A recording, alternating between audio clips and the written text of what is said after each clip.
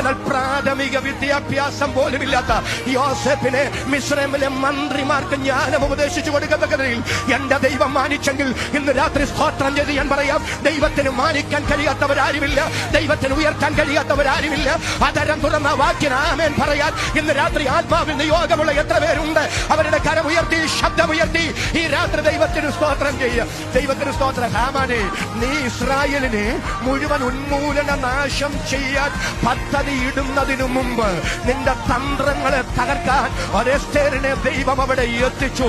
പരീക്ഷ വന്ന ശേഷമല്ല ദൈവം പരിഹാരമാർഗം ഒരുക്കുന്നത്, പരിഹാരം ഒരുക്കിയിട്ടാണ് എന്റെ ദൈവം പ്രതിസന്ധി അനുവദിച്ചതെങ്കിൽ അഭിഷക്തന്മാർ, ദൈവമക്കൾ, ഈ രാത്രി നിങ്ങൾക്കെതിരെ വീറോടെ വെല്ലുവിളിക്കുന്ന പൈശാചിക ശക്തികൾ എത്ര പ്രബലമെങ്കിലും ആത്മാവിൽ സടകുടഞ്ഞ് സ്തോത്രം ചെയ്തു പറ, ഈ പ്രതിസന്ധികളുടെ നടുവിൽ ഒരു പരിഹാരം ദൈവം കരുതിയിട്ടുണ്ട്.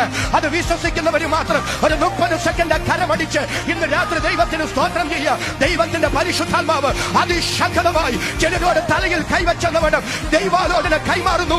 നിങ്ങളുടെ ചില പ്രതിസന്ധികളുടെ നടുവിൽ, നിങ്ങളുടെ ചില പരിശോധനകളുടെ നടുവിൽ ദൈവത്തിന്റെ പരിഹാരത്തിന്റെ വഴികൾ വെളിപ്പെട്ടു വരുന്ന നാളുകൾ വിദൂരമല്ലെന്ന് ദൈവത്തിന്റെ പരിശുദ്ധാത്മാവ് വചനത്തിന്റെ പ്രവചനമായി ഈ ദൂത് വിളിച്ചു പറയുന്നു.